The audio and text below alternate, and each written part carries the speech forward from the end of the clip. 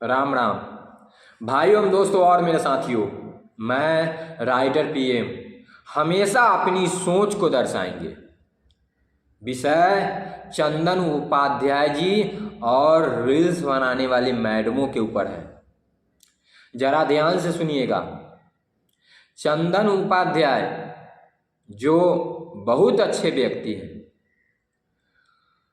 अभी के दौर में कोई किसी को अपना समझ के नहीं समझाता है, पर चंदन उपाध्याय बिहार के मैडम जो रील्स बनाने वाली है, उन सभी को प्यार से समझाते हैं कि आप लोग घर की लक्ष्मी हैं,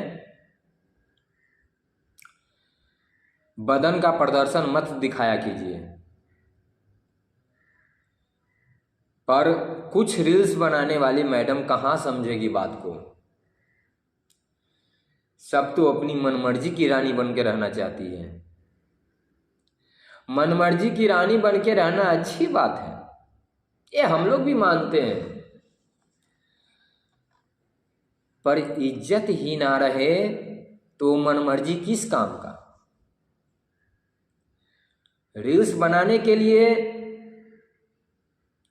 सजना संवरना पड़ता है, नाचना पड़ता है, और जो नहीं दिखाना चाहिए वो भी दिखाना पड़ता है। यह दृश्य देख के यदि चंदन उपाध्याय जी यदि किसी नारी को समझा रहे हैं तो गलत क्या कर रहे हैं, क्योंकि हर कोई किसी को अपना नहीं मानता है, और जिसे अपना मानता है उसी को लोग समझाते हैं। तो चंदन उपाध्याय जी नारी के मामले में बहुत अच्छे इंसान हैं, जो हर रील्स बनाने वाली को फोन पर इंटरव्यू लेकर और समझाते हैं कि आप लोग देवी का रूप है, आप लोग घर की लक्ष्मी हैं, ऐसा मत किया कीजिए। इसमें कोई फ्यूचर नहीं है, लोग इस्तेमाल करते हैं, इसमें दूसरे का शिकार मत बनिए। पर कुछ मैडमों को तो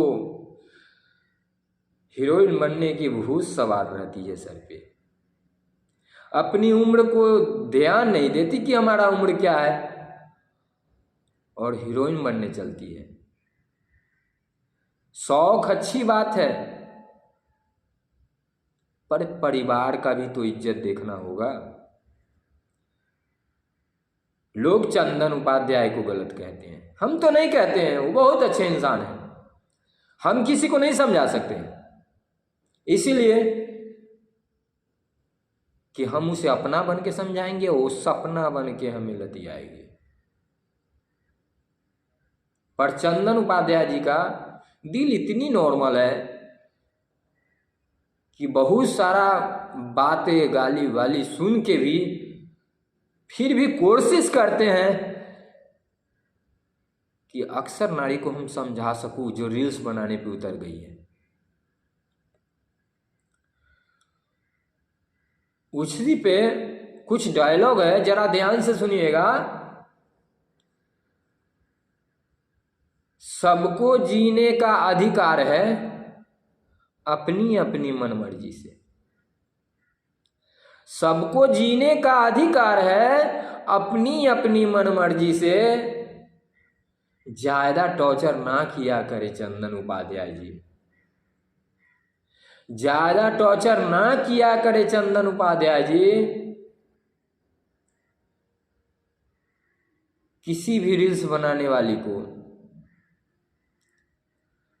ये रिक्वेस्ट है राइटर पीएम का चंदन उपाध्याय सर जी से। जो औरत को आप समझाते हैं नहीं समझना चाहती है तो मत समझाइए ना, मजे लीजिए, ज्यादा मत समझाइए। किसी को अपना मानिएगा तो अभी का दौर अपना नहीं समझेगा।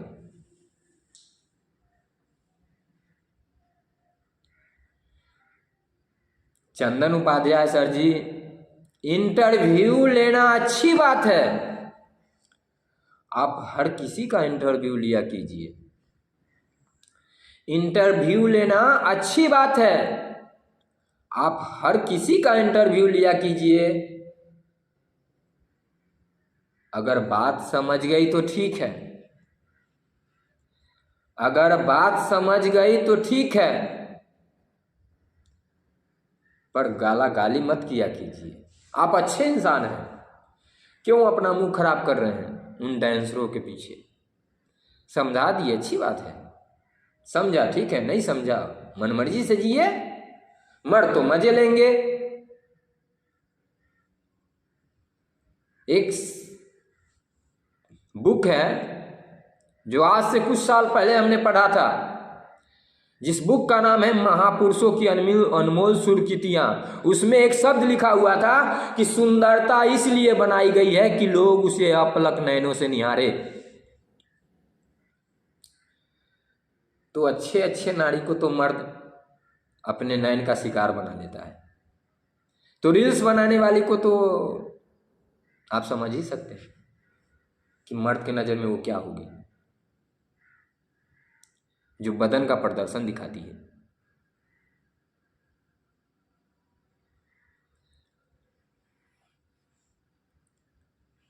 एक औरत जो मुस्कान की मम्मी है, मुस्कान सिंह की मम्मी, जब चंदन उपाध्याय उनको समझाते हैं तो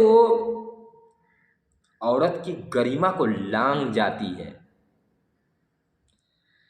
ज्यादा गुस्सा हो गया था, फोन काट देती, पर चंदन उपाध्याय जी को ऐसे बात बोली, बहुत तकलीफ हुआ। उसी पे डायलॉग है औरतों के लिए, जरा ध्यान से सुनिएगा। कभी भी औरतों को किसी भी मर्दों से अपनी मर्यादा में बात करनी चाहिए। कभी भी औरतों को किसी भी मर्दों से अपनी मर्यादा में बात करनी चाहिए। वाद विवाद तो रील्स में होती रहती है, बदन प्रदर्शन दिखाइएगा तो होगा ही। वाद विवाद तो रील्स में होती रहती है, पर मुंह में मुतने की बात नहीं होनी चाहिए। जो औरत चंदन उपाध्याय को ऐसी बात की थी, शर्म आनी चाहिए उस रील्स बनाने वाली को।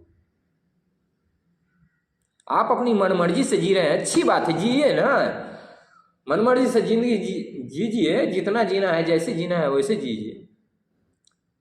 इसका ये मतलब नहीं कि आप औरत होकर मर्द को मुंह में मुतने की बात कर रहे हैं।